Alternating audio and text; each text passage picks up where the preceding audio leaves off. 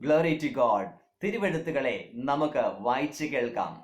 ലൂക്കോസിന് എഴുതിയ സുവിശേഷം 5-ാം അധ്യായം അതിന്റെ 5-ാം വാക്യം ശബ്ദമുയർത്തി നിങ്ങൾക്ക് വേണ്ടി ഞാൻ വായിച്ചു കേൾപ്പിക്കാം. നാഥ, ഞങ്ങൾ രാത്രി മുഴുവനും അധ്വാനിച്ചിട്ടും ഒന്നും കിട്ടിയില്ല.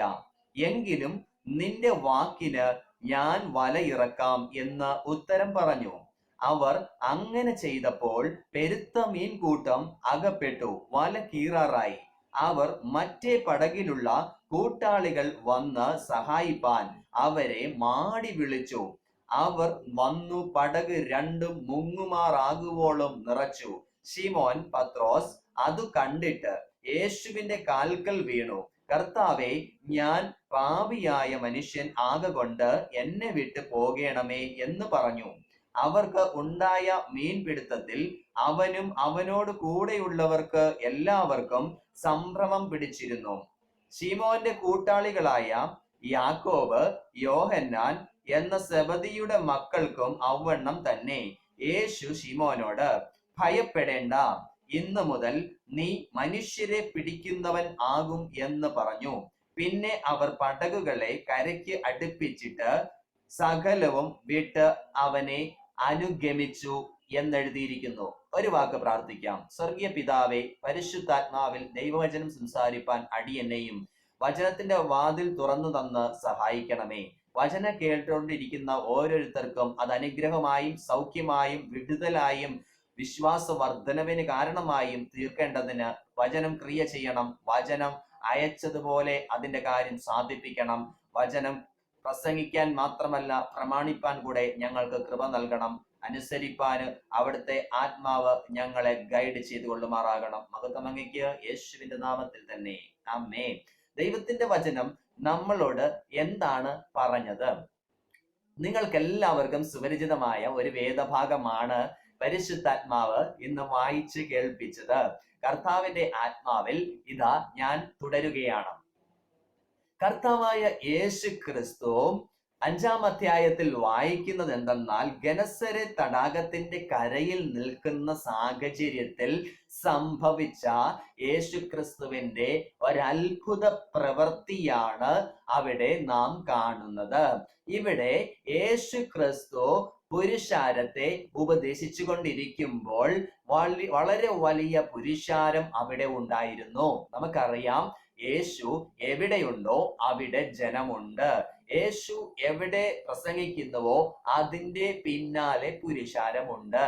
അങ്ങനെ തന്നെയായിരുന്നു ഗനസരത്ത് തടാകത്തിന്റെ മുൻപിലും സംഭവിച്ചത്. എന്നാൽ അവിടെ ആ കരയ്ക്ക് 2 പടക് കിടപ്പുണ്ടായിരുന്നു.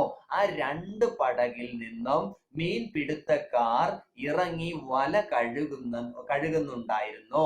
യേശു ക്രിസ്തു ജനത്തെ ഉപദേശിച്ചുകൊണ്ട് ഇങ്ങനെ ഇരിക്കുന്ന സാഹചര്യത്തിൽ യേശു തന്റെ നഗ്ന നേത്രങ്ങൾ കൊണ്ട് കാണുകയാണ് 2 മനുഷ്യർ പടകിൽ നിന്ന് ഇറങ്ങി തന്റെ വല കഴുകുന്നത്. യേശു കണ്ടിട്ടുണ്ട് എങ്കിൽ യേശു അതിനരികത്തേക്ക് വരിക തന്നെ ചെയ്യാം. നല്ല ശമരിയക്കാരന്റെ ഉപമയിലും നാം അതാണ് കാണുന്നത്. ആ കള്ളന്മാരാൽ മുറിവേൽപ്പിക്കപ്പെട്ട് അർത്ഥപ്രാണനായി കിടന്നിരുന്ന മനുഷ്യന്റെ അരികിലേക്ക് ലേവ്യൻ മറികടന്നു പോയപ്പോഴും ആ പുരോഹിതൻ മറികടന്ന് പോയപ്പോഴോ ആരും തിരിഞ്ഞു നോക്കാതിരുന്നപ്പോഴും ആ നല്ല ശമരിയക്കാരൻ ഇറങ്ങി ചെന്നു. ശമരിയക്കാരന്റെ കണ്ണിൽ കണ്ട ആ മുറിവേറ്റ് കിടക്കുന്ന മനുഷ്യന് എണ്ണയും വീഞ്ഞും പകർന്നു കൊടുത്ത് അവനെ വഴിയമ്പലത്തിൽ രക്ഷ ചെയ്യുവാനിടയായി തീർന്നു. ഇത് ആദ്യത്തെ സംഭവമല്ല. യേശുവിന്റെ കണ്ണ് ആരുടെ ഭാരത്തെ കാണുന്നുവോ, യേശുവിന്റെ കണ്ണ് ആരുടെ കണ്ണുനീരിനെ കാണുന്നുവോ, യേശുവിന്റെ കണ്ണ് ആരുടെ ഭാരത്തെ, വിഷമത്തെ, പ്രതികൂലത്തെ, പ്രതിസന്ധിയെ അത് കാണുന്നുവോ അവിടേക്ക് യേശു കടന്നു വരുവാനിടയായി തീരുമെന്ന് ഞാൻ നിങ്ങളോട് പറയുന്നു. നിങ്ങൾ ഏതെങ്കിലും വിഷയത്തിൽ ഭാരപ്പെട്ടിരിക്കുന്നയാളാണോ? ഏതെങ്കിലും വിഷയത്തെ ചൊല്ലി നിങ്ങൾ നെടുവീർപ്പിടുന്നയാളാണോ? നിങ്ങൾ കരയുകയാണോ? കരയേണ്ട, ഭയപ്പെടേണ്ട. ഭ്രമിച്ചു നോക്കേണ്ട. നിന്നെ കാണുന്ന രണ്ട് കണ്ണുകളുണ്ട്, നിന്നെ അറിയുന്ന ഒരു മനസ്സുണ്ട്. നിന്നരികിലേക്ക് നിന്റെ മുറിവ് വെച്ച് കെട്ടുവാനായി തേടി വരുന്ന ആ ഒരു നല്ല ശമരിയക്കാരനെ നീ വെൽക്കം ചെയ്യുന്നുവെങ്കിൽ, ഇതാ ഞാൻ വാതിൽക്കൽ നിന്ന് മുട്ടുന്നു. ആരെങ്കിലും എന്റെ ശബ്ദം കേട്ട് വാതിൽ തുറന്നു തന്നുവെങ്കിൽ എന്ത് സംഭവിക്കാം? ഇന്ന് ഞാൻ അവനോട് കൂടെയും അവൻ എന്നോട് കൂടെയും ആ താഴം കഴിക്കുമെന്ന വെളിപ്പാട് പുസ്തകത്തിൽ എഴുതപ്പെട്ടിരിക്കുന്നത് പോലെ തന്നെ ഈ വചനത്തെ റിസീവ് ചെയ്താൽ, ദൈവത്തിന്റെ വചനത്തെ കൈക്കൊണ്ടാൽ, തീർച്ചയായും ഈ വചനങ്ങൾ നിങ്ങളിൽ ക്രിയ ചെയ്യും, നിങ്ങളിൽ രൂപാന്തരം വരുത്തും, നിങ്ങളിൽ സൗഖ്യവും വിടുതലും വ്യാപരിക്കുവാൻ ഇടയാക്കി തീർക്കുക. നിങ്ങളുടെ ലൈഫ് ഫുള്ളായിട്ട് മാറുവാൻ സ്വർഗത്തിലെ ദൈവം നിങ്ങളെ സഹായിക്കും. ആകയാൽ ദൈവത്തിന്റെ പൈതലെ ശ്രദ്ധിക്കുക. ഇവിടെ ആ ശിമോൻ ഉള്ളതായ പടകിനരികിലേക്ക് യേശുക്രിസ്തു വരികയാണ്. ഇതാ യേശുക്രിസ്തു വരുന്നു. ഇതാ യേശുക്രിസ്തു ശിമോന്റെ അടുക്കലേക്ക് വരുന്നു. യേശുക്രിസ്തു വരുന്നുണ്ടെങ്കിൽ ഇന്ന് എന്തെങ്കിലുമൊക്കെ നടക്കാം. യേശുക്രിസ്തു വരുന്നുണ്ടെങ്കിൽ ഇന്ന് എന്തെങ്കിലുമൊക്കെ സംഭവിക്കുക. യേശുക്രിസ്തു അങ്ങനെ ചുമ്മാ വരുന്നയാളല്ല. യേശുക്രിസ്തു കാരണം കൂടാതെ പ്രത്യക്ഷപ്പെടുന്ന ദൈവമല്ല. അവൻ നമ്മളുടെ നിലവിളിക്ക് മുൻപിൽ നിൽക്കുന്ന ദൈവമോ, നമ്മളുടെ നിലവിളി ശബ്ദം കേൾക്കുന്ന ദൈവവും നമ്മുടെ യാചനകൾക്ക് മറുപടി നൽകുന്ന ദൈവവുമാകുന്നു. അതെ, അവൻ റെസ്പോണ്ട് ചെയ്യുന്ന ദൈവമാണ്, അവൻ റിയാക്ട് ചെയ്യുന്ന ദൈവമാണ്, അവൻ പ്രതികരിക്കുന്ന ദൈവമാണ്, അവൻ ജീവനുള്ള ദൈവമാണ്. ആകയാൽ എന്നെ കേൾക്കുന്ന പ്രിയപ്പെട്ടവരെ, ശിമോന്റെ അരികിലേക്ക് യേശു വരുന്നത് നിങ്ങൾ കാണുന്നുണ്ടോ? യേശു വരുന്നത് നിങ്ങൾ കാണുന്നുണ്ടെങ്കിൽ യേശു പ്രവർത്തിക്കാൻ പോകുന്നതും നിങ്ങൾ കാണാൻ പോകുകയാണ്. ശിമോന്റേതായ പടകിൽ യേശു കയറി ഇരുന്നിട്ട് ആ പുരുഷാരത്തെ ഒക്കെയും ഉപദേശിക്കാൻ തുടങ്ങി. അവരെ ഉപദേശിച്ച് തീർന്ന ശേഷം യേശു കർത്താവ് ശിമോനോട് ഇങ്ങനെ പറഞ്ഞു, ആഴത്തിലേക്ക് പടക് ഇറക്കി മീൻ പിടിക്കുവാനായി വല വിരിക്കുവാൻ, വല വീശുവാൻ.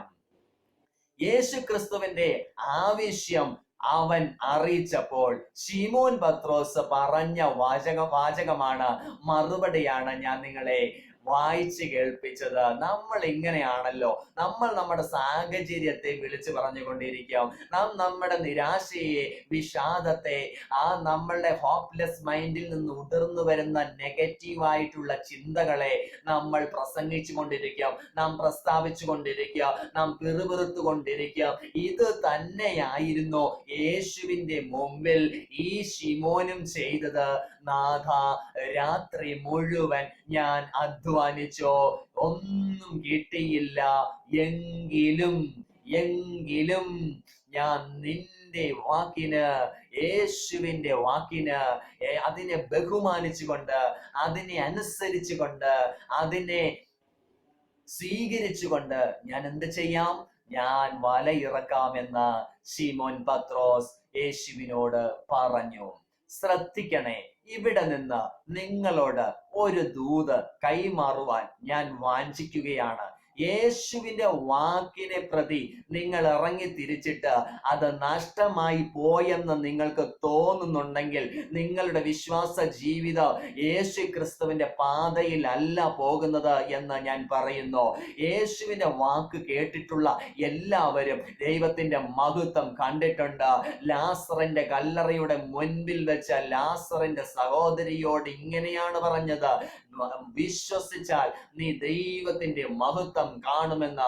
യേശുവിന്റെ വാക്ക് വിശ്വസിച്ച എല്ലാ ജനവും ഇങ്ങനെ മഹത്വം കണ്ടിട്ടുണ്ടെങ്കിൽ, കുരുടനായ ബർത്തലോമായി യേശുവിന്റെ വാക്കിൽ വിശ്വസിച്ചപ്പോൾ തന്നെ അവന്റെ കണ്ണുകളെ തുറന്നുവെങ്കിൽ, യേശുവിന്റെ വാക്കുകളാണ് അവന്റെ കണ്ണുകൾക്ക് ജീവൻ നൽകിയതെങ്കിൽ, പ്രകാശം നൽകിയതെങ്കിൽ, കർത്താവായ യേശുവിന്റെ നാമത്തിൽ ഞാൻ നിങ്ങളോട് പറയുന്നു, ആ ശതാധിപന്റെ ബാല്യക്കാരന് സുഖം വരേണ്ടതിന് നീ എന്റെ വീട്ടിൽ കിടപ്പാൻ ഞാൻ യോഗ്യനല്ല, നീ ഒരു വാക്ക് കൽപ്പിച്ചാൽ മതി, എന്റെ ബാല്യക്കാരന് സുഖം വരുമെന്ന് പറഞ്ഞെങ്കിൽ ഇതാ ഞാൻ നിങ്ങളോട് പറയുന്നു, ഒറ്റ വാക്ക് കൊണ്ട് ലാസറിനെ ഉയർപ്പിച്ച കർത്താവിന്റെ വാക്ക്, ഒറ്റ വാക്ക് കൊണ്ട് ബാല്യക്കാരനെ സുഖപ്പെടുത്തിയ കർത്താവ് ഇന്ന് നിങ്ങളോട് പറയുന്ന വാക്ക് കേൾക്കുവാൻ തയ്യാറാണെങ്കിൽ അതേ വാക്ക് കേട്ട ശിമോന്റെ പടക് നിറഞ്ഞതുപോലെ വല കീറുമാർ അത്ഭുതകരമായി മീൻ കൂട്ടത്തെ ലഭിച്ചതുപോലെ നിങ്ങൾക്കൊരു സമൃദ്ധി ഉണ്ടാകും.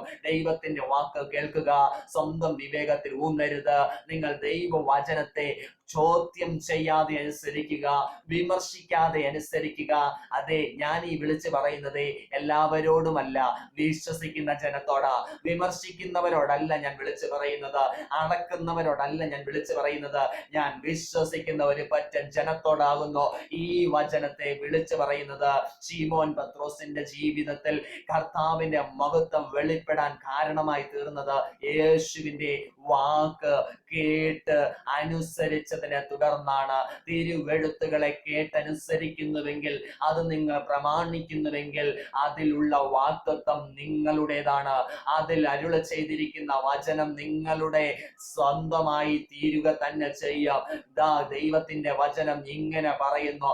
യിരെമ്യാ പ്രവാചകന്റെ പുസ്തകം 33-ാം അധ്യായം അതിന്റെ 6-ാം വാക്യം, ഇതാ ഞാൻ രോഗശാന്തിയും ആരോഗ്യവും വരുത്തി അവരെ സൗഖ്യമാക്കുകയും സമാധാനത്തിന്റെയും സത്യത്തിന്റെയും സമൃദ്ധി ഞാൻ അവർക്ക് വെളിപ്പെടുത്തുകയും ചെയ്യുമെന്ന്.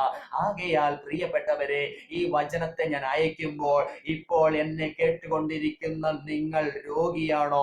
യേശുവിന്റെ അടിപ്പിണരുകളാൽ നിങ്ങൾക്ക് ഇപ്പോൾ തന്നെ സൗഖ്യം വന്നിരിക്കുന്നു. പ്രിയ ജനമേ, നിങ്ങൾ വിശ്വസിക്കുക മാത്രം ചെയ്യുക. ദൈവത്തിന്റെ വചനം നിങ്ങളുടെ ശിരസ് മുതൽ ഉള്ളംകാൽ വരെ വ്യാപരിക്കുകയും ക്രിയ ചെയ്യുകയും രോഗാത്മാവിനെ പുറത്താക്കി നിങ്ങളെ ആരോഗ്യമുള്ളവരാക്കി മാറ്റുകയും ചെയ്യുമെന്ന് ഞാൻ നിങ്ങളോട് പറയുന്നു. പ്രിയജനമേ, ശ്രദ്ധിക്കൂ. ഇവിടെ ശിമോൻ പത്രോസിന്റെ വല കീറുമാറ് യേശു ക്രിസ്തു ഇതാ അത്ഭുതം പ്രകടിപ്പിച്ചിരിക്കുന്നു. അയ്യോ നാഥാ, ഇന്നലെ മുഴുവൻ ഞാൻ അധ്വാനിച്ചു, എനിക്കൊന്നും കിട്ടിയില്ലെന്ന് പറഞ്ഞവന്റെ മുഖം വിഷാദത്തിലായിരുന്നു, നിരാശയിലായിരുന്നു. എന്നാൽ ഇപ്പോൾ നോക്കൂ, ആ പത്രോസിന്റെ മുഖം തിളങ്ങുന്നത്, ആ പത്രോസിന്റെ ശിമോന്റെ മുഖത്ത് ചിരി വിടരുന്നത്. അതെ, ഇങ്ങനെ തളർന്നിരുന്ന മനുഷ്യൻ ഇതാ ഇപ്പൊ തുള്ളിച്ചാടാൻ തുടങ്ങിയിരിക്കുന്നു. ഞാൻ നിങ്ങളോട് പറയുന്നു, നിങ്ങൾ ഏതെങ്കിലും വിഷയത്തിൽ തളർന്നിരിക്കുകയാണോ? നിങ്ങൾ ഏതെങ്കിലും വിഷയത്തിൽ ഭാരപ്പെട്ടിരിക്കുകയാണോ? നിങ്ങൾ ഒതുങ്ങിക്കൂടി ഒരു റൂമിന്റെ തന്റെ ബെഡ്റൂമിന്റെ മൂലയിൽ ഒതുങ്ങിക്കൂടിയിരിക്കുകയാണോ? എന്ത് ചെയ്യണം ഇനി?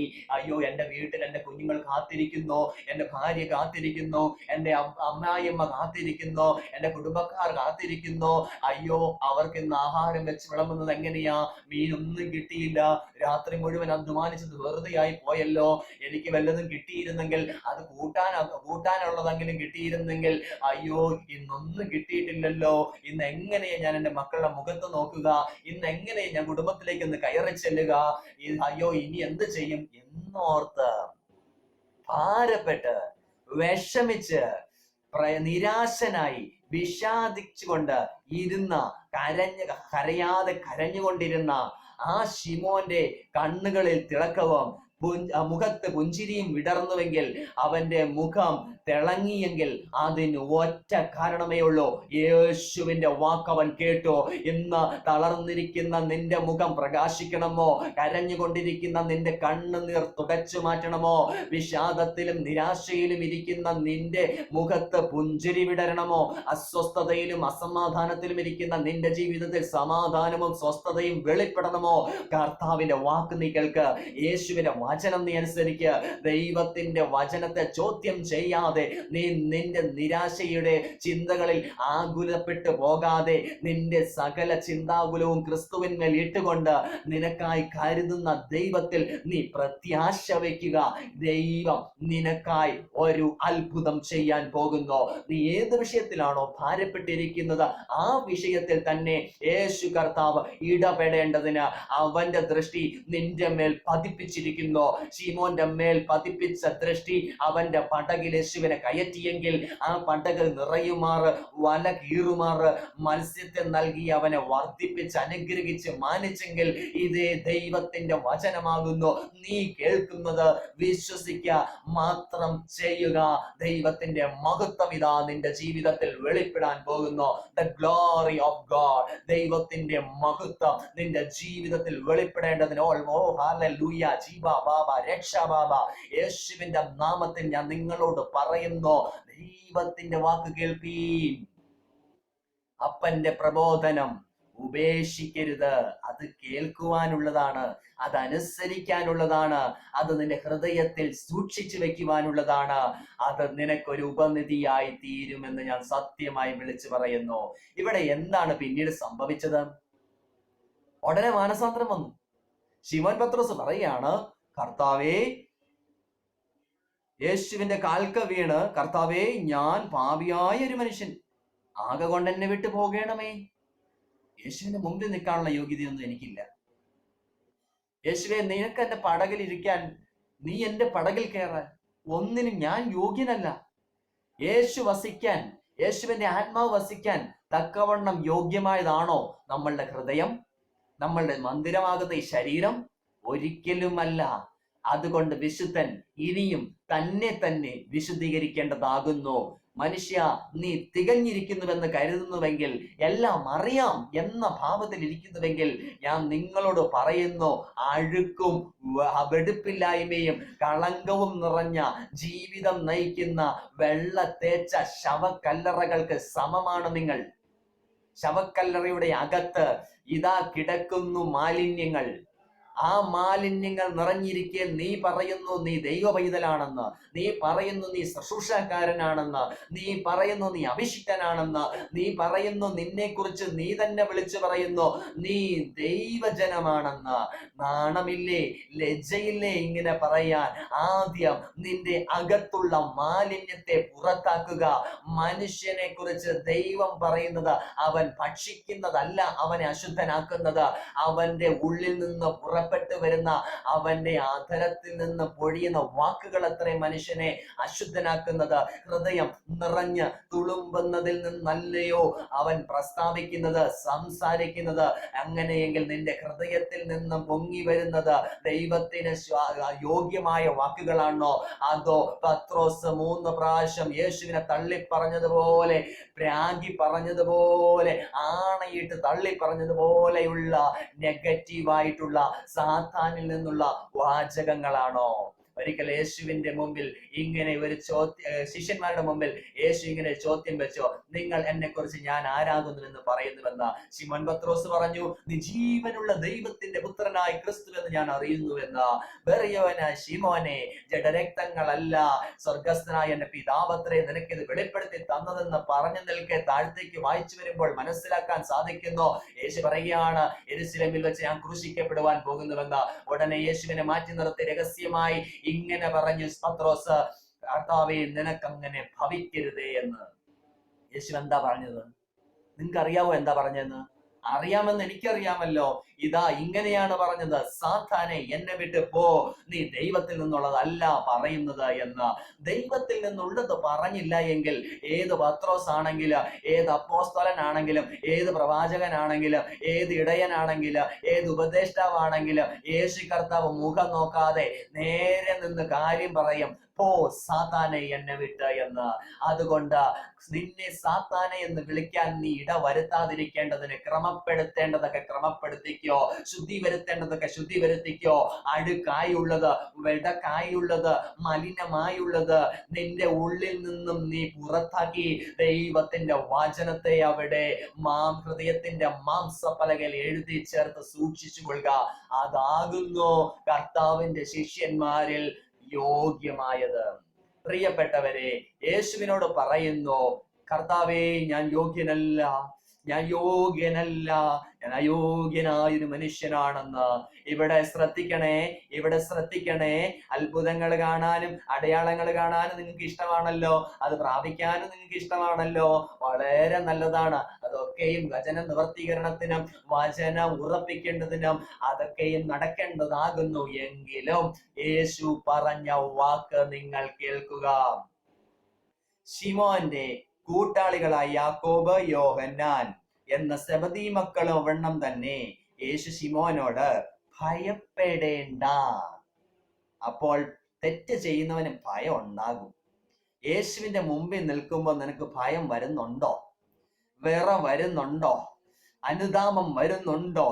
എന്റെ കുഞ്ഞെ, കുറ്റബോധം ഇല്ലാത്ത മനസാക്ഷിയോട് കൂടെ ദൈവത്തിന്റെ മുമ്പിൽ ഏത് സമയത്തും നമുക്ക് ചെന്ന് നിൽക്കാൻ തക്കവണ്ണം നമ്മെ ക്രിസ്തുവിൽ തികഞ്ഞവനാക്കി തീർക്കുന്നത് എന്താണ്? ദൈവത്തിന്റെ വചനമാണ്, ദൈവത്തിന്റെ പരിശുദ്ധാത്മാവാണ്. ആകയാൽ ക്രിസ്തു യേശു മുഖാന്തരം ദൈവത്തോട് നമുക്ക് സമാധാനം ഉണ്ട്. ആകയാൽ പ്രിയജനമേ, കുറ്റബോധം ഇല്ലാത്ത ഹൃദയത്തിന് ഉടമയായി, നല്ല മനസാക്ഷിയുള്ളവരായി ദൈവം മുമ്പാകെ നിൽപ്പാൻ നിനക്ക് ഇന്ന് സാധിക്കുന്നുണ്ടോ? നീ പ്രാർത്ഥനയ്ക്ക് ഇരിക്കുമ്പോൾ ഹൃദയം നിന്നെ കുറ്റം വിധിക്കുന്നുണ്ടെങ്കിൽ, നിന്റെ മനസാക്ഷി നിന്നെ കുറ്റം വിധിക്കുന്നുണ്ടെങ്കിൽ, ഞാൻ നിങ്ങളോട് പറയുന്നു, നിങ്ങൾ ഇനിയും ശുദ്ധീകരിക്കപ്പെടുവാൻ പല മേഖലകളുമുണ്ട്. നിങ്ങൾ ഇനിയും ക്രമപ്പെടുവാൻ പല മേഖലകളും ഉണ്ട്. ആകയാൽ ആദ്യ സ്നേഹത്തിലേക്ക് മടങ്ങി വരിക, യഥാസ്ഥാനപ്പെടുക, മാനസാന്തരപ്പെട്ട് ക്രിസ്തുവിന് യോഗ്യമാവണ്ണം മാത്രം നടപ്പീൻ. ശിമോൻ പത്രോസിന് ഭയമുണ്ടായെന്ന ദൈവപുത്രനായ ക്രിസ്തുവിന് മനസ്സിലായപ്പോൾ ഉടനെ പറയുന്നു, ഭയപ്പെടേണ്ട. ഇന്ന് നിങ്ങളോടും പറയുന്നു, ഏതെങ്കിലും വിഷയത്തിൽ നിങ്ങൾ ഭയപ്പെട്ടിരിക്കുകയാണോ?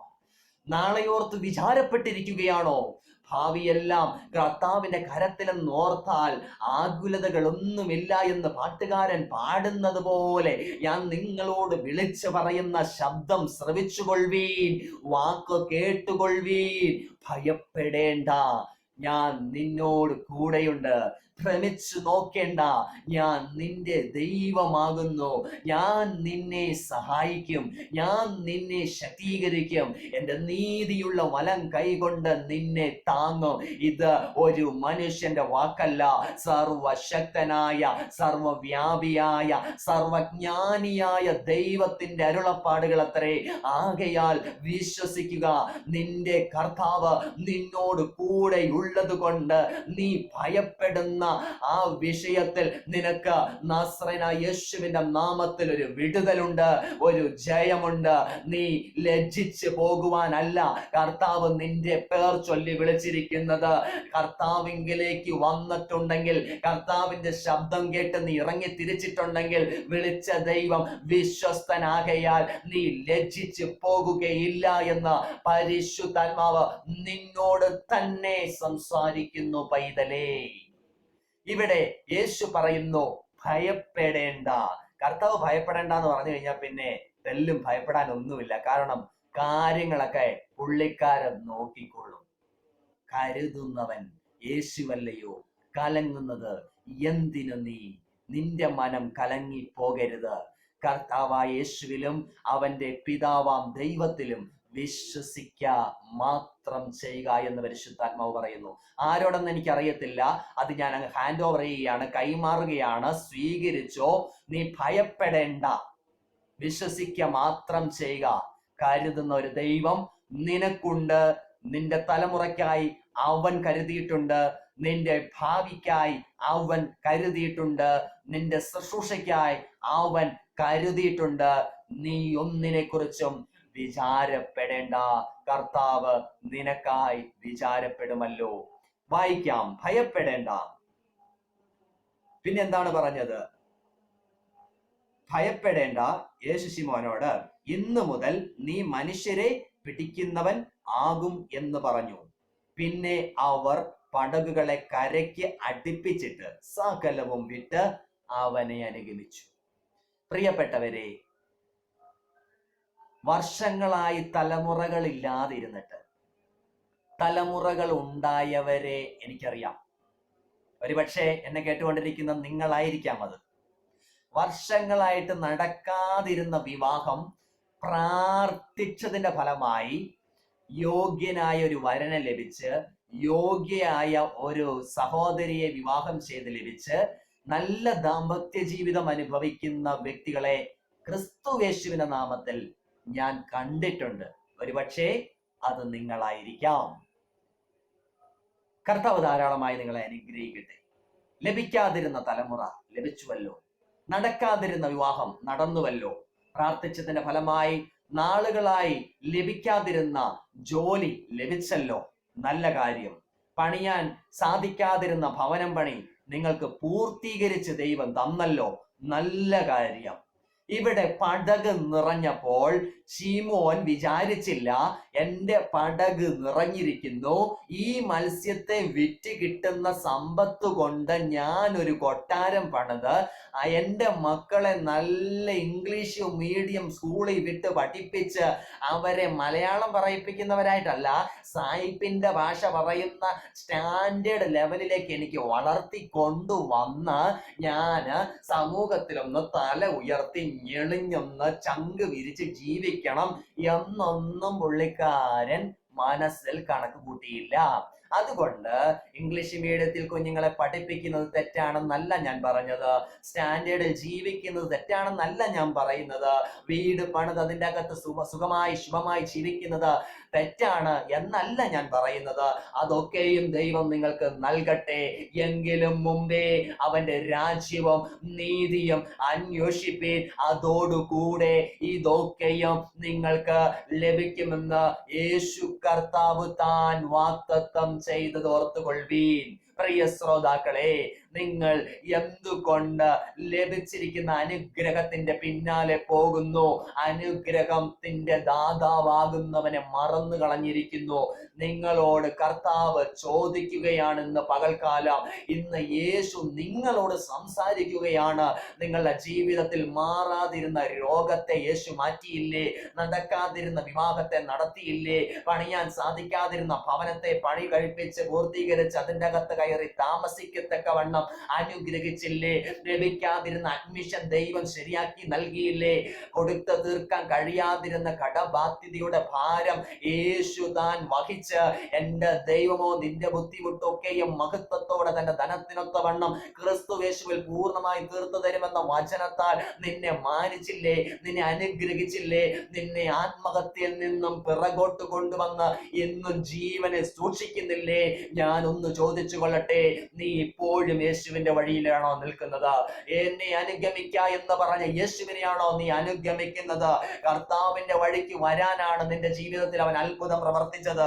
കർത്താവിന്റെ ജീവിതത്തിൽ വെളിപ്പെട്ട ആ വെളിപ്പാടിനനുസരിച്ച് നിനക്ക് ലഭിച്ചിരിക്കുന്ന ദർശനത്തിന് ഒത്തവണ്ണം കർത്താവിന് വേണ്ടി നല്ല പോർ പൊരുതേണ്ടതിനാണ് പത്രോസിന്റെ പടകിൽ മീനിനെ കൊടുത്തതെങ്കിൽ, അത്ഭുതം പ്രവർത്തിച്ചതെങ്കിൽ, നിന്റെ ജീവിതത്തിൽ നടന്ന അത്ഭുതവും നീ യേശുവിനെ അറിയേണ്ടതിനും യേശുവിനെ അനുഗമിക്കേണ്ടതിനും യേശുവിനായി ജീവിക്കേണ്ടതിനും വേണ്ടിയിട്ടായിരുന്നു. എന്നാൽ കുഞ്ഞെ, കർത്താവിന്റെ ആത്മാവ് സ്നേഹത്തോടെ നിന്നോട് ചോദിക്കുകയാണ്, എന്നെ നീ അനുഗമിക്കുന്നുണ്ടോ? എന്നെ നീ ഫോളോ ചെയ്യുന്നുണ്ടോ? നീ സമ്പത്തിനെ ഫോളോ ചെയ്യുന്നുണ്ടോ ഉണ്ടെങ്കിൽ, നീ ലോകത്തെ ഫോളോ ചെയ്യുന്നുണ്ടെങ്കിൽ, നീ ദ്രവ്യത്തെ ഫോളോ ചെയ്യുന്നുണ്ടെങ്കിൽ, പാതാളം പാർപ്പിടമാക്കുക തന്നെ ചെയ്യുമെന്ന് ക്രിസ്തുവേശുതാൻ സത്യമായി വിളിച്ചു പറയുന്നു. ആകയാൽ ഓരോരുത്തൻ അവനവന്റെ ശരീരത്തിൽ ഇരിക്കുമ്പോൾ ചെയ്യുന്നത് നല്ലതാകിലും തീയതാകിലും തക്ക പ്രതിഫലം പ്രാപിക്കേണ്ടതിന് ക്രിസ്തുവേശുവിന്റെ ന്യായാസനത്തിന് മുമ്പിൽ നിൽക്കേണ്ടി വരിക. ആകയാൽ പ്രിയപ്പെട്ടവരെ, മറ്റൊരുത്തനിലും രക്ഷയില്ല. ആകാശത്തിന്റെ കീഴിൽ മനുഷ്യരുടെ ഇടയിൽ രക്ഷിക്കപ്പെടുവാൻ യേശു എന്ന ഒറ്റ നാമമേ ഉള്ളൂ. ആകയാൽ അവന്റെ നാമത്തെ കൈക്കൊണ്ട് അവന്റെ നാമത്തിൽ വിശ്വസിച്ച് കർത്താവിൽ വീണ്ടും ജനനം പ്രാപിച്ചവരായി ക്രിസ്തു യേശുവിനെ അനുഗമിക്കുന്നവരാകുക. ഇവിടെ പടക് നിറഞ്ഞിരിക്കുകയാണ്. പക്ഷേ ആ പടക് കരയ്ക്ക് അടുപ്പിച്ച് വെച്ചിട്ട് സകലതും വിട്ടേച്ച് യേശുവിനെ ആ ശിഷ്യന്മാർ, ആ ശിമോൻ പത്രോസ് അനുഗമിക്കുകയാണ് ചെയ്തത്. ഈ മാതൃക കണ്ടെങ്കിലും ഒന്ന് നന്നായി കൂടെ? ഈ മാതൃക കേട്ടിട്ടെങ്കിലും ഒന്ന് ക്രമപ്പെട്ടുകൂടെ? അല്പമെങ്കിലും മനസാക്ഷിയിൽ കുത്തു ലഭിക്കുന്നുണ്ടെങ്കിൽ, ആ മനസാക്ഷി നിങ്ങളെ കുറ്റം വിധിക്കുന്നുണ്ടെങ്കിൽ, അത് നിങ്ങളെ ദൈവം സ്നേഹിക്കുക കൊണ്ട് നിങ്ങൾക്ക് മാർഗനിർദ്ദേശം നൽകുന്നതത്രേ. പ്രിയ പൈതലെ, മടങ്ങി മടങ്ങി വരിക. കാത്തിരിക്കുന്ന ഒരു അപ്പൻ നിനക്കുണ്ട്. ധൂർത്തുപുത്രനെ കാത്തിരുന്ന പിതാവിനെ പോലെ ഇന്നും നിന്റെ മടങ്ങി വരവിന് വേണ്ടി അവൻ കാത്തിരിക്കുകയാണ്. നിന്റെ മേൽ കിടക്കുന്ന പ്രോമിസസ്, നിന്റെ മേൽ ദൈവം ഇട്ടിരിക്കുന്ന വാഗ്ദത്തങ്ങള് നിവൃത്തീകരിക്കേണ്ടതിന് പിതാവായ ദൈവം നീ മടങ്ങി വരേണ്ടതിന് കുഞ്ഞേ നിനക്ക് വേണ്ടി കാത്തിരിക്കുകയാണ്. ആകയാൽ പൈതലെ, മടങ്ങി വന്ന് ക്രിസ്തുവിന്റെ വേല ചെയ്യുക. യേശുവിന്റെ വിശ്വസ്ത ഭടനായി നല്ല പോർ പൊരുതേണ്ടതിന്, കർത്താവിന്റെ സന്നദ്ധയിൽ വിരുദ പ്രാപിക്കേണ്ടതിന് മടങ്ങി വരുവാൻ, ആദ്യ സ്നേഹത്തിലേക്ക് മടങ്ങി വരുവാൻ കർത്താവിന്റെ ആത്മാവ് നിങ്ങളോട് സംസാരിക്കുകയാണ്. ആദ്യ സ്നേഹം അവസാനത്തോളം മുറുകെ പിടിക്കുവാൻ കർത്താവിന്റെ പരിശുദ്ധാത്മാവിൽ നിങ്ങൾക്ക് കൃപ ലഭിക്കുമാറാവട്ടെ എന്ന് ഞാൻ ആത്മാർത്ഥമായി നിങ്ങൾക്ക് വേണ്ടി പ്രാർത്ഥിക്കുകയാണ്. പ്രിയ ജനമേ, ഇവിടെ നോക്കോ, മത്തായിയുടെ സുവിശേഷം 28-ാം അധ്യായം അതിന്റെ 18, 19, 20 വാക്യങ്ങൾ. യേശു അടുത്തു ചെന്ന്, സ്വർഗത്തിലും ഭൂമിയിലും സകല അധികാരവും എനിക്ക് നൽകപ്പെട്ടിരിക്കുന്നു. ആകയാൽ നിങ്ങൾ പുറപ്പെട്ട് പിതാവിന്റെയും പുത്രന്റെയും പരിശുദ്ധാത്മാവിന്റെയും നാമത്തിൽ സ്നാനം കഴിപ്പിച്ചു. ഞാൻ നിങ്ങളോട് കൽപ്പിച്ചതൊക്കെയും പ്രമാണിപ്പാൻ തക്കവണ്ണം ഉപദേശിച്ചും കൊണ്ട് സകല ജാതികളെയും ശിഷ്യരാക്കിക്കൊള്ളുവീൻ. ഞാനോ ലോക അവസാനത്തോളം എല്ലാ നാളും നിങ്ങളോട് കൂടെ ഉണ്ട് എന്ന് അരുളി ചെയ്തു എന്നെഴുതിയിരിക്കുന്നു. പ്രിയ ശ്രോതാക്കളെ, സഹോദരിമാരെ, സഹോദരന്മാരെ, കുഞ്ഞുങ്ങളെ, മാതാപിതാക്കളെ, ദൈവത്തിന്റെ അഭിഷിക്തരായുള്ളവരെ, എന്നെ ശ്രവിക്കുന്ന ഏവരുമായുള്ളവരെ, ഞാൻ നിങ്ങളോട് ജാതി, മത, വർഗ, വർണ്ണ, സഭ, സംഘടന വ്യത്യാസമില്ലാതെ വിളിച്ചു പറയുകയാണ്. കർത്താവ് നിങ്ങളോട് പറയുന്നു, അവനെ അനുഗമിക്കുവാൻ തയ്യാറാവുക.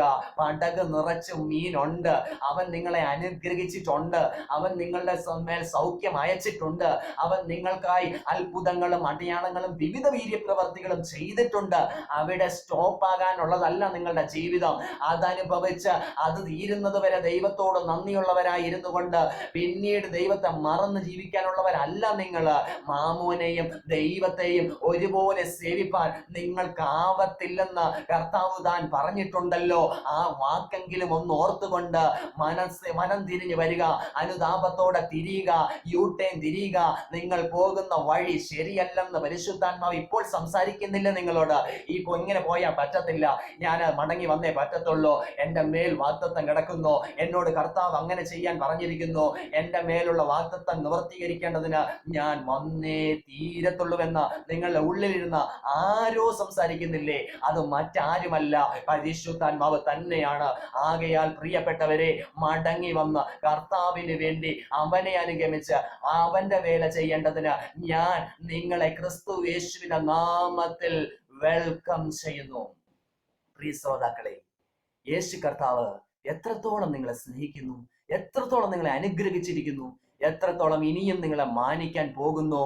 നിങ്ങളെ ഉയർത്താൻ, നിങ്ങളെ മാനിക്കാൻ, നിങ്ങളെ അധികാരികളോടും പ്രഭുക്കന്മാരോടും രാജാക്കന്മാരോടും കൂടെ ഇരുത്തുവാൻ വിശ്വസ്തനായ ദൈവം പേർ ചൊല്ലി വിളിച്ചിരിക്കെ എന്തിനാകുന്നു ഈ ഓട്ടം? എന്തിനു വേണ്ടിയാകുന്നു ഈ ആകുലത? ഈ ലോകത്തോട് അനുരൂപപ്പെട്ടിട്ട് നിങ്ങൾക്ക് എത്ര നാൾ അധ്വാനിച്ചിട്ടും എന്ത് കിട്ടി? ലോകത്തോട് അനുരൂപപ്പെട്ട് അധ്വാനിച്ചിട്ട് പത്രോസിന് ഒന്നും കിട്ടിയില്ല എങ്കിൽ നിങ്ങൾക്ക് ഒന്നും കിട്ടാൻ പോകുന്നില്ല. എന്നാൽ കർത്താവിന്റെ വാക്കിനെ പ്രതി അവൻ അധ്വാനിച്ചെങ്കിൽ അവന്റെ അധ്വാന ഫലം അവൻ തന്നെ അനുഭവിച്ചുവെന്ന് നാം കാണുന്നു. ആകയാൽ പ്രിയപ്പെട്ടവരെ, കർത്താവിനെ പിരിഞ്ഞ് നമുക്കൊന്നും ചെയ്യാൻ സാധിക്കത്തില്ല. കർത്താവിനെ ഒഴിവാക്കിയിട്ട് ഒരു നന്മയും നാം അനുഭവിക്കത്തുമില്ല. ആകയാൽ കർത്താവായ യേശു ക്രിസ്തുവിൽ വസിക്കുക, കർത്താവായ യേശുവിനെ അനുഗമിക്കുക, ക്രിസ്തുവിന്റെ വഴിയിൽ നടന്ന് നല്ല ഫലം കായ്ക്കേണ്ടതിന് ഈ നാളുകളിൽ പ്രാർത്ഥനയോടെ, ഉപവാസത്തോടെ, അനുതാപത്തോടെ, നിലവിളിയോടെ മടങ്ങി വന്നവന്റെ വേലയ്ക്കായി എഴുന്നേൽക്കുക. ഈ ലോക്ക്ഡൗൺ കാലത്ത് നിങ്ങൾ വീട്ടിൽ വെറുതെ ഇരിക്കാതെ ആത്മാവിൽ ഒന്ന് ഒരുങ്ങുക. കർത്താവിന് വേണ്ടി നല്ല യുദ്ധ സേവ ചെയ്യുക. അതെ, നിങ്ങൾ വെറുതെ ഇരിക്കാതെ നല്ല പോർ പൊരുതത്തക്ക വണ്ണമുള്ള യുദ്ധ സേവ, പോർക്കളത്തിൽ നാം പൊരുതുക ധീരരായി എന്ന് പാട്ടുകാരൻ പാടുന്നത് പോലെ നല്ല പോർക്കളത്തിൽ പൊരുതേണ്ടതിന് നീ നിന്നെ തന്നെ ഒന്ന് മെയിൻറ്റെയിൻ ചെയ്യുക, പ്രിപ്പയർ ചെയ്യുക, ഒരുക്കിയെടുക്കുക, മെരുക്കിയെടുക്കുക. പുറത്തു കളയേണ്ടതിനെ പുറത്തു കളയുക, പിടിക്കേണ്ടതിനെ പിടിക്കുക. പിടിക്കേണ്ടതൊന്നു മാത്രമേ ഉള്ളൂ, അത് ക്രിസ്തുവിന്റെ വാഗ്ദത്തം അത്രേ. ആകയാൽ പിമ്പിലുള്ളത് മറന്നും മുമ്പിലുള്ളതിന് ആഞ്ഞും കൊണ്ട് ദൈവത്തിന്റെ പരമവെളിയുടെ ലാക്കിലേക്ക് ഓടുവാൻ നിങ്ങൾക്ക് എല്ലാവർക്കും സാധിക്കട്ടെ. പരിശുദ്ധാത്മാവ് പ്രേരിപ്പിക്കുകയാൽ ഒരു കാര്യവും കൂടി പറഞ്ഞ് കർത്താവിന്റെ സന്നിധിയിൽ താഴ്മയോടെ ഇരിക്കുവാൻ ഞാൻ വാഞ്ചിക്കുകയാണ്. വെളിപ്പാട് പുസ്തകം അതിന്റെ 3-ാം അധ്യായം 8-ാം വാക്യം. ഞാൻ നിന്റെ പ്രവൃത്തി അറിയുന്നു, ഇതാ ഞാൻ നിന്റെ മുമ്പിൽ ഒരു വാതിൽ തുറന്നു വെച്ചിരിക്കുന്നു, അത് ആർക്കും അടച്ചുകൂടാ. നിനക്ക് അല്പമേ, ശ്രദ്ധിക്കണേ, നിനക്ക് അല്പമേ ശക്തിയുള്ളൂ, എങ്കിലും നീ എന്റെ വചനം കാത്തു, എന്റെ നാമം നിഷേധിച്ചിട്ടില്ല എന്ന് എഴുതിയിരിക്കുന്നു. 10-ാം വാക്യത്തിൽ ഇങ്ങനെ വായിക്കുന്നു, സഹിഷ്ണുതയെക്കുറിച്ചുള്ള എന്റെ വചനം നീ കാത്തുകൊണ്ടതിനാൽ ഭൂമിയിൽ വസിക്കുന്നവരെ പരീക്ഷിക്കേണ്ടതിന് ഭൂതലത്തിൽ എങ്ങും വരുവാനുള്ള പരീക്ഷാകാലത്ത് ഞാനും നിന്നെ കാക്കും എന്ന് എഴുതിയിരിക്കുന്നു. പ്രിയരെ, ദൈവത്തിനറിയാം നിനക്ക് അല്പമേ ശക്തിയുള്ളൂവെന്ന്. നീ ഒരു അല്പപ്രാണനാണെന്ന് ദൈവത്തിനറിയാം. ഏതൊരു മനുഷ്യനും ഉറച്ചു നിന്നാൽ ഒരു ശ്വാസം അത്രേ. ഈ വിശ്വാസത്തിന്റെ പരിശോധനയിൽ, ഈ വിശ്വാസത്തിന്റെ പരീക്ഷയിൽ നീ അകപ്പെട്ടു പോകാതിരിക്കേണ്ടതിന് ഉണർന്ന് ഇരുന്ന് നീ പ്രാർത്ഥിക്കുക. വിജയം പ്രാർത്ഥിക്കുന്ന പൈതലായ നിന്റേത് തന്നെയാണ്. തലമുറയെ ചൊല്ലി, വിശ്വാസ ജീവിതത്തെ ചൊല്ലി, ആത്മീയ ശുശ്രൂഷയെ ചൊല്ലി, കുടുംബ ജീവിതത്തെ ചൊല്ലി, മുൻപോട്ടുള്ള ഭാവിയെ ചൊല്ലി, പഠനത്തെ ചൊല്ലി, നീ ഏത് വിഷയത്തിലാണോ നീ പ്രാർത്ഥിച്ചു കൊണ്ടിരിക്കുന്നത്, തീർച്ചയായും നിനക്കൊരു മറുപടി ഉണ്ടാകും. അതിനുള്ള എല്ലാ സജ്ജീകരണങ്ങളും കർത്താവോടെ കരുതി വെച്ചിട്ടുണ്ട്. അവൻ നിനക്കായി മറുപടി അയക്കുക തന്നെ ചെയ്യ. നിലവിളിക്കുന്നവന് മറുപടി കൊടുക്കുന്ന ദൈവമാണ് യേശു കർത്താവ്. ആകയാൽ നിനക്ക് അല്പമേ ശക്തിയുള്ളൂവെങ്കിൽ ഈ വിശ്വാസത്തിന്റെ പരിശോധന വിലയേറിയതെന്ന് കണ്ടുകൊണ്ട് കർത്താവിന്റെ നാമത്തെ നിഷേധിക്കാതെ കർത്താവിന്റെ വചനത്തെ മുറുകെ പിടിച്ചുകൊണ്ട് നിൽക്കാൻ തയ്യാറാണെങ്കിൽ, കിട്ടിയ വിശ്വാസത്തെ, ലഭിച്ച സത്യത്തെ, അറിഞ്ഞ ആ വെളിപ്പാടിനെ മുറുകെ പിടിക്കാൻ നിങ്ങൾ തയ്യാറാണെങ്കിൽ, ഞാൻ ഉറപ്പിച്ച് പറയുന്നു, ഈ ഭൂമിയിലൊക്കെ വരുവാനിരിക്കുന്ന പരീക്ഷാകാലത്ത് അവൻ നിങ്ങളെ കാക്കും. ഇന്ന് ഈ ഭൂമിയിൽ അതല്ലേ നടന്നുകൊണ്ടിരിക്കുന്നത്. മഹാമാരികൾ വന്നുകൊണ്ടിരിക്കുന്നു, പ്രളയങ്ങൾ വരുവാനിരിക്കുന്നു. ഇങ്ങനെ പലവിധമായ പ്രതികൂലങ്ങളും പ്രതിസന്ധികളും പ്രകൃതിക്ഷോഭങ്ങളും നടന്നുകൊണ്ടിരിക്കുമ്പോൾ, കുഞ്ഞെ, നീ കർത്താവായ യേശു ക്രിസ്തുവിന്റെ തങ്ക ചിറകടിയിൽ സേഫ് ആണെന്ന സത്യം മറന്നു പോകരുത്. നിന്റെ വിശ്വാസത്തെ നീ ശക്തിപ്പെടുത്തുക. നീ തളർന്നു പോകരുത്, ക്ഷീണിച്ച് മടുത്ത് പോകരുത്. വിശ്വാസത്തിൽ ആരോഗ്യമുള്ളവരായി കർത്താവിന് വേണ്ടി നല്ല യുദ്ധസേവ ചെയ്യുക. ഏതു വിധനെയും കർത്താവിന്റെ രാജ്യത്തിൽ പ്രവേശിക്കേണ്ടതിന്, ഇളകാത്ത രാജ്യം പ്രാപിക്കേണ്ടതിന്, എന്നേക്കും കുലുങ്ങാതെ നിൽക്കുന്ന സിയോൻ പർവ്വതം പോലെ ഹൃദയത്തെ ക്രിസ്തുവിന്റെ സന്നദ്ധിയിൽ ഉറപ്പിക്കുവാൻ ഞാൻ നിങ്ങളോട് പ്രബോധിപ്പിച്ചുകൊണ്ട് കർത്താവിന്റെ സന്നദ്ധിയിൽ താന്നിരിക്കുന്നു. യേശു കർത്താവിനെ നമുക്ക് ചേർന്ന് അനുഗമിക്കാം. നല്ല പോർ പൊരുതാം. നല്ല വേല ചെയ്ത പ്രതിഫലം ക്രിസ്തുവിന്റെ കയ്യിൽ നിന്ന് നമുക്ക് അവന്റെ ന്യായാസനത്തിങ്കൽ സ്വീകരിപ്പാൻ വകയുണ്ടാകട്ടെ. ആരും പടകിൽ നിൽക്കാതെ, പടകിൽ നിൽക്കുന്ന വലയിൽ കുടുങ്ങിപ്പോകാതെ, അതിനകത്ത് ലഭിച്ചിരിക്കുന്ന ആ അനുഗ്രഹത്തിൽ സ്റ്റോപ്പ് ആകാതെ നിങ്ങൾ നിങ്ങളുടെ ആത്മീയ ജീവിതം സ്ഥിരതയോടെ ഓടുക. കർത്താവ് നിങ്ങൾക്ക് മുൻപടയായും പിൻപടയായും ഇരിക്കും. ഞാനോ ലോകാവസാനത്തോളം എല്ലാ നാളും നിങ്ങളോട് കൂടെ ഉണ്ടെന്ന് പറഞ്ഞ ദൈവം കൂടെ തന്നെയുണ്ട്. മുൻപോട്ട് പോകുക, ഒറ്റയ്ക്കല്ല, എന്റെ ഒപ്പം യേശുവും ഉണ്ട്. May God bless U. ഈ നിമിഷം വരെയും ദൈവവചനം കേൾക്കുവാൻ മനസ്സ് കാണിച്ചതിന് വളരെ നന്ദി പറയുകയാണ്. നിങ്ങൾക്ക് ഇത് അനുഗ്രഹമായി തീർന്നിരിക്കുന്നുവെങ്കിൽ മറ്റുള്ളവരിലേക്കും ഇത് ഷെയർ ചെയ്യുക. എനിക്ക് വേണ്ടിയും ശുശ്രൂഷയ്ക്ക് വേണ്ടിയും നിങ്ങൾ പ്രാർത്ഥിക്കുന്നുണ്ടെന്ന് എനിക്കറിയാം. തുടർന്നും പ്രാർത്ഥിക്കണമേ എന്ന് താഴ്മയായി അപേക്ഷിക്കുകയും ചെയ്യുന്നു. പ്രാർത്ഥിക്കാം. സ്വർഗീയ പിതാവേ, നിന്നെ അനുഗമിക്കേണ്ടതിന്റെ ആവശ്യകത ഞങ്ങൾ അറിയുന്നു. മീൻപിടുത്തക്കാരനായിരുന്ന ശിമോനെ മനുഷ്യനെ പിടിക്കുന്നവനാക്കി തീർത്ത ദൈവം, കർത്താവെ, അത്ഭുത ജ്ഞാപകം അവന്റെ മേൽ വെച്ച് അഭിഷിക്തനാക്കി അപ്പോസ്തലനാക്കി തീർത്ത ദൈവം, പഠിപ്പില്ലാത്ത, പള്ളിക്കൂടത്തിന്റെ വരാന്ത കണ്ടിട്ടില്ലാത്ത, ഇല്ലായ്മയിലും ദാരിദ്ര്യത്തിലും ജീവിച്ച അവനെ സ്വർഗീയ വെളിപ്പാടുകൾക്ക് ഉപയോഗിക്കപ്പെടത്തക്ക വണ്ണമുള്ള ഉപകരണമാക്കി ദൈവം തീർത്തതുപോലെ എന്നെ കണ്ടുകൊണ്ടിരിക്കുന്ന ശുശ്രൂഷയ്ക്ക് വിളിയുള്ള ഈ മക്കളെ പണിയണമേ, ഒരുക്കണമേ, ക്രമീകരിക്കണമേ. ഇവരുടെ ഗൃഹകാര്യം നീ ക്രമത്തിലാക്കണമേ. കർത്താവ് ഇവരെ യഥാസ്ഥാനപ്പെടുത്തണമേ. വന്ന കുറവുകളും കുറ്റങ്ങളും ക്ഷമിക്കണമേ. പ്രബോധനത്തിൽ വന്ന വീഴ്ചകൾ എന്തെങ്കിലും ഉണ്ടെങ്കിൽ ദൈവം എന്നോടും ക്ഷമിക്കണമേ. പരിശുദ്ധാത്മാവ് ഇതുവരെ സംസാരിച്ചതിന് നന്ദി പറയുന്നു. മുൻപോട്ട് ഞങ്ങളെ അനുഗ്രഹിച്ചാട്ടെ. സ്ഥിരതയോടെ നിനക്ക് വേണ്ടി നല്ല പൊറുപ്പൊരുതാൻ ഞങ്ങളെ ഒരുക്കിയാട്ടെ. യേശു ക്രിസ്തുവിന്റെ നിസ്തുല്യമായ നാമത്തിൽ തന്നെ. ആമേൻ. God bless you. നിങ്ങൾക്ക് സമാധാനം.